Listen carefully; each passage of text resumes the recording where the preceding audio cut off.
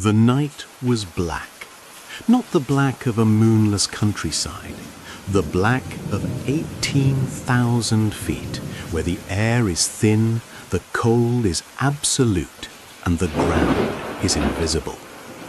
Inside the tail turret of a British Lancaster bomber, a 21-year-old gunner named Nicholas Alkemade pressed himself against the glass. Around him, the aircraft was burning. Not smouldering, burning. Orange flames were racing through the fuselage behind him, feeding on oxygen, eating through metal.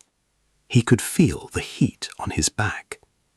He turned towards the escape hatch and reached for his parachute. The canvas was gone. The silk was gone. What remained was blackened wire and ash. He looked out through the shattered plexiglass. Below him, nothing. 18,000 feet of freezing, empty darkness. He had one choice: stay inside the burning bomber and die screaming, or jump. And so he jumped. What happened next stunned both the British Royal Air Force and the German airmen who found him the next morning. If you enjoy real stories from World War II, stories that seem impossible but actually happened, make sure to like this video and subscribe. Every week, this channel brings you the most extraordinary true stories from the war that changed the world. Now, let's go back to the beginning. Nicholas Alkemade was not the kind of man who expected to become a legend. He was a gardener. Before the war, before the bombers, before the burning sky over Germany, he was a young man who worked with his hands in the quiet English countryside. Born in 1922 in Norfolk, he grew up in a world that still felt, at least for a few more years, like it might hold together. He was 20 years old when he joined the Royal Air Force. Like millions of young British men, he didn't wait to be called. He volunteered. He was assigned to Bomber Command, the branch of the RAF that flew deep into Nazi Germany, night after night, to strike at the industrial heart of the Third Reich. And he was given one of the most dangerous jobs a man could hold. He became a tail gunner. A Lancaster bomber had a crew of 7 men. The pilot sat at the front. The navigator, bomb aimer, wireless operator, flight engineer, mid-upper gunner, all of them worked within the main body of the aircraft, but the tail gunner sat alone, all the way at the back, in a small rotating turret made of plexiglass and metal, jutting out from the tail like a glass bubble, separated from the rest of the crew by the entire length of the fuselage. In an emergency, he was the last man anyone could reach, and the Germans knew it. Enemy fighter pilots were trained to attack from the rear, because if you could kill the tail gunner first, you could approach from behind with almost no resistance. Every mission, Nicholas Alkemade climbed into that turret, sealed himself in, and flew into the dark. But here is the detail that makes the tail gunner's job a genuine psychological nightmare.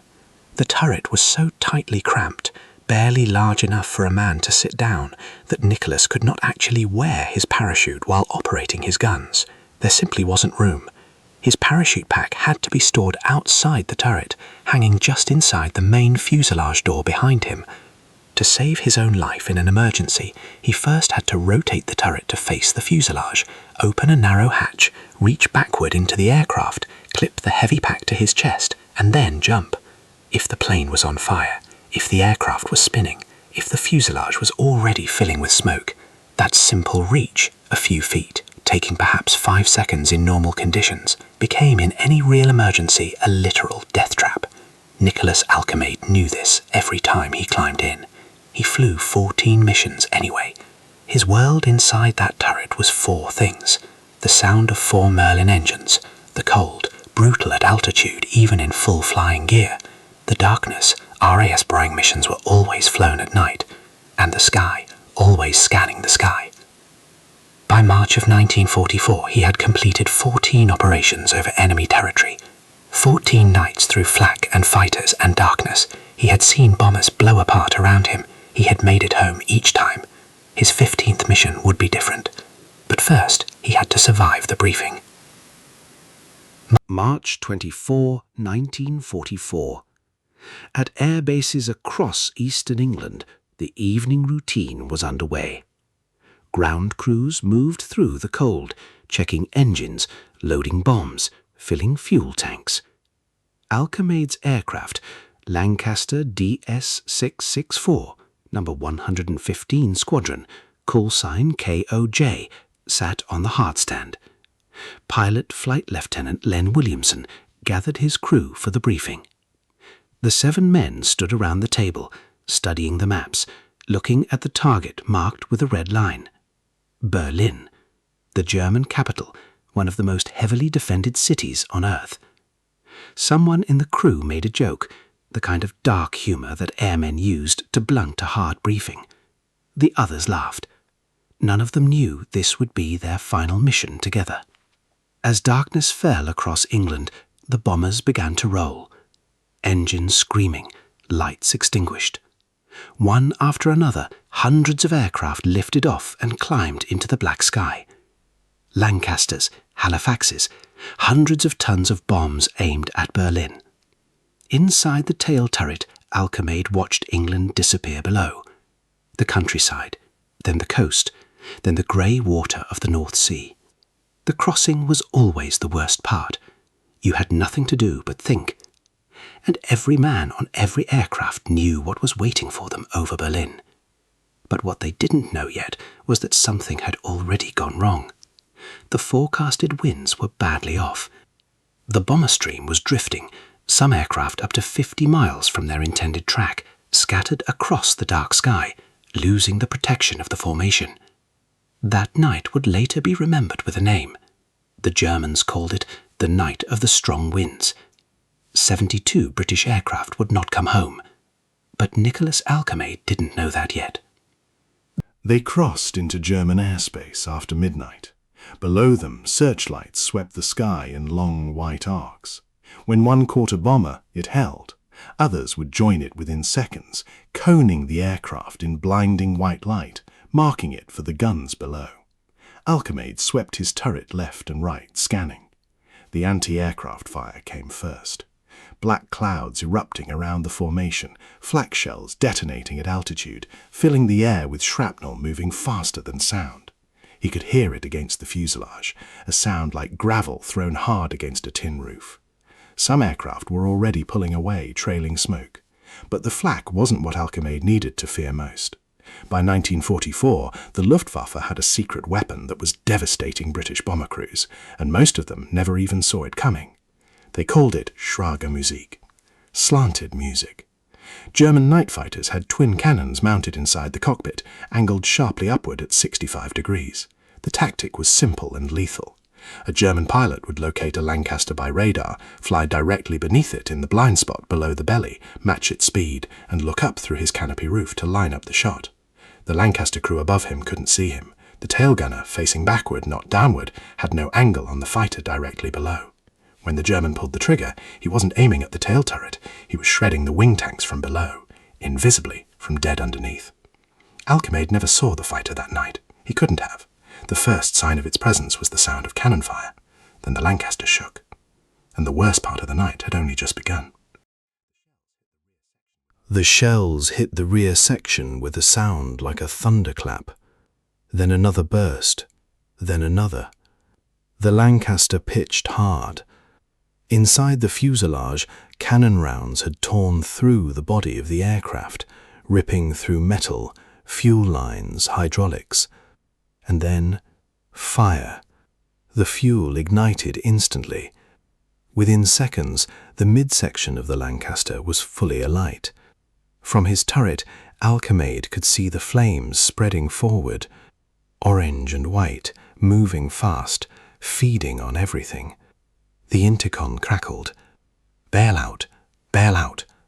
Every man grab your parachute and get out!" Alkemade rotated his turret, unlatched the door, and reached into the aircraft. The fire hit him like a wall. In the seconds between the attack and the bailout order, The flames had moved faster than anyone could have anticipated. His parachute pack was right there, just inside the fuselage door, exactly where it always was. But the canvas was burning. He grabbed it. The material came apart in his hands. Charred straps, melted buckles, destroyed silk. He was holding ash. He looked back into the burning fuselage. To go back inside was to die in the fire. He looked out through the shattered plexiglass. 3.5 miles of black emptiness. The bomber was going down. He had seconds. Later he would describe his thinking with a calm that is almost impossible to understand.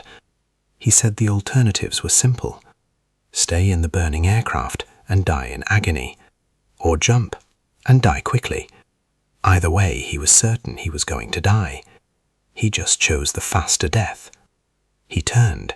He pushed the turret open, and he dropped into the darkness.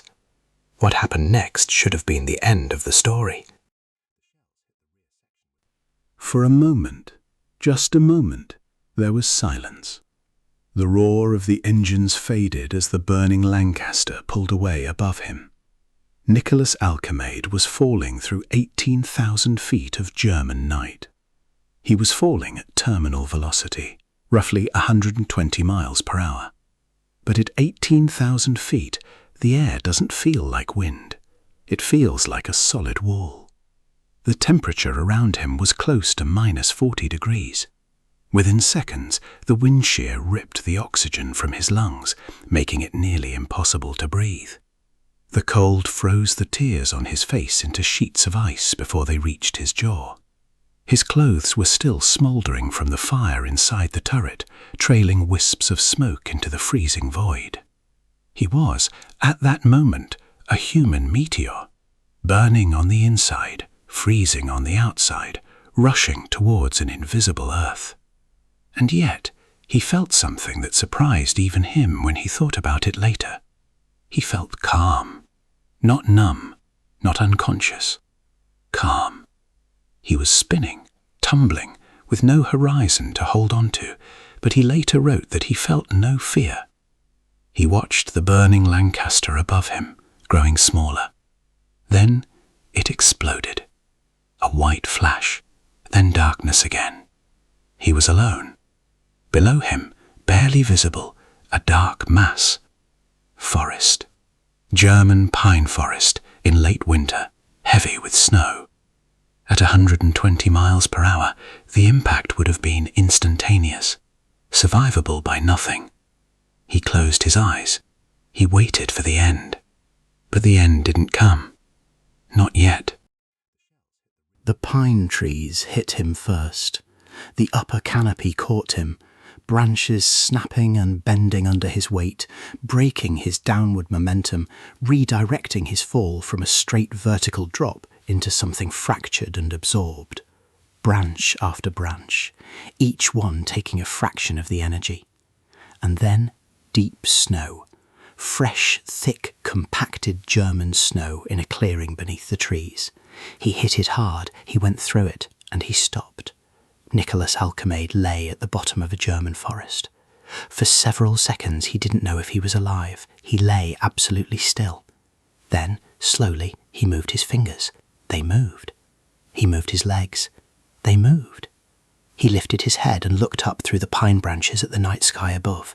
He was alive. He took stock of his injuries. A twisted knee, minor burns on his face and hands, frostbite on his bare fingers from the fall. That was all. He had fallen 18,000 feet without a parachute, landed in a forest in the middle of Germany, and his most serious injury was a twisted knee. He found his cigarettes in his jacket pocket, still there. He lit one. He lay in the snow, smoking, watching the stars through the branches, occasionally blowing a distress whistle. And he waited. What he didn't know, what he couldn't have imagined, was that the strangest part of his story hadn't happened yet. Luftwaffe personnel found him in the snow just after dawn, German Air Force men, part of a patrol tracking the wreckage from the previous night's raid. When they found him alive, they assumed the obvious. He had bailed out with a parachute and been injured on landing. It was the only explanation that made any sense. But Alkemade told them the truth. He told them his parachute had been destroyed by fire. He told them he had fallen 18,000 feet without one. They didn't believe him, so they investigated, and what they found at the crash site would force them to reconsider everything. They located the remains of his parachute pack exactly as he described, burned beyond any possible use. They examined the forest, the broken branches, the deep impact point in the snow where he had landed. The evidence was undeniable, and so the Luftwaffe authorities did something remarkable. They typed out a formal certificate in German on official paper, stamped and signed, confirming that Alkemade's account was verified, that he had fallen 18,000 feet without a parachute and survived. One of the German officers reportedly shook his head and said, "This is the most incredible thing I have ever seen." But the certificate wasn't issued for the reason you might think. When Alkemade arrived at Stalag Luft 3, the famous prisoner of war camp, and told his story to his fellow British airmen, they didn't congratulate him. They suspected him. They thought he was a German plant, a spy sent in to infiltrate the camp, because no man could survive that fall, and the fact that he claimed to have done so was in their minds proof that his story was a cover. They began to freeze him out, isolate him, treat him as a traitor. It was the Luftwaffe, the same German Air Force that had shot down his aircraft, that came to his defense. They sent the certificate to the camp, official, stamped, verified. They had investigated the impossible, confirmed it, and put it in writing, solely so that Nicholas Alkemade's own countrymen would stop treating him as the enemy. In the middle of a war, the men who had tried to kill him that night were the ones who saved his reputation.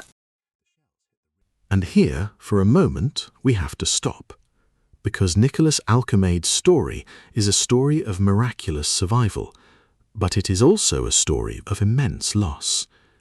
Of the 7 men who flew Lancaster DS-664 into the night, only 3 survived to become prisoners of war. Alkemade, his pilot Len Williamson, who managed to escape the burning aircraft, and the wireless operator Jack McDonough. The other 4 men, the ones who had laughed at that dark joke in the briefing room just hours earlier, never made it out of the sky.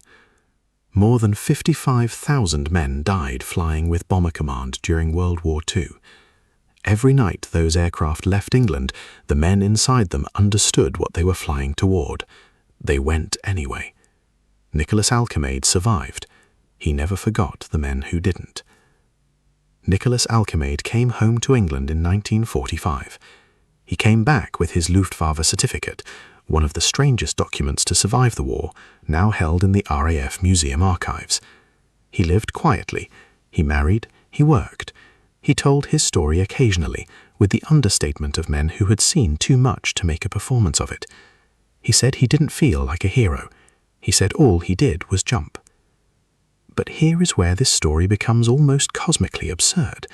The universe wasn't finished with Nicholas Alkemade. After the war, he went to work in a chemical plant, and then it started again. He survived a severe explosion at a chlorination plant, walking away nearly unharmed. He was buried alive when a brick wall collapsed on top of him, pulled out alive. He took a massive electric shock that threw him across a room, survived without serious injury. A heavy steel beam fell directly onto his head. He walked away. At some point, the people around him stopped being surprised. It was as if, on that freezing March night in 1944, something had looked at Nicholas Alkemade, checked its calculations, and decided he simply could not be broken. He died in June 1987, at the age of 64. Think about what it means. 70 million people died in the Second World War. Bombers exploded, cities burned, entire crews vanished without a trace, swallowed by the dark sky over Europe. On just that one night, March 24th, 1944, 72 British aircraft were lost, more than 500 men killed or captured in a single evening.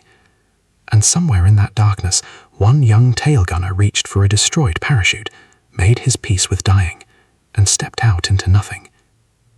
He should have disappeared into the black sky over Germany that night. Instead, he walked out of the forest alive. Some things in history have explanations. The angle of the descent, the depth of the snow, the spacing of the pine branches. Add them all together and the mathematics almost work. Almost. But there's a small remainder that doesn't add up, a margin that science notes but cannot quite close. And that gap, that small, impossible gap between the fall and the survival, is what people are still talking about 80 years later. If this story stayed with you, hit the like button. It takes 1 second, and it genuinely helps this channel reach more people. Subscribe if you want more stories like this one. Real stories, true stories, stories that sound like they couldn't have happened, but did. And before you go, I want to know what you think. Nicholas Alkemade fell 18,000 feet without a parachute, survived 4 industrial accidents that should have killed him. The physics almost explain the fall. Almost. Do you think this was pure luck? Or is there something in this story that numbers alone can't account for? Leave your answer in the comments. I read every single one.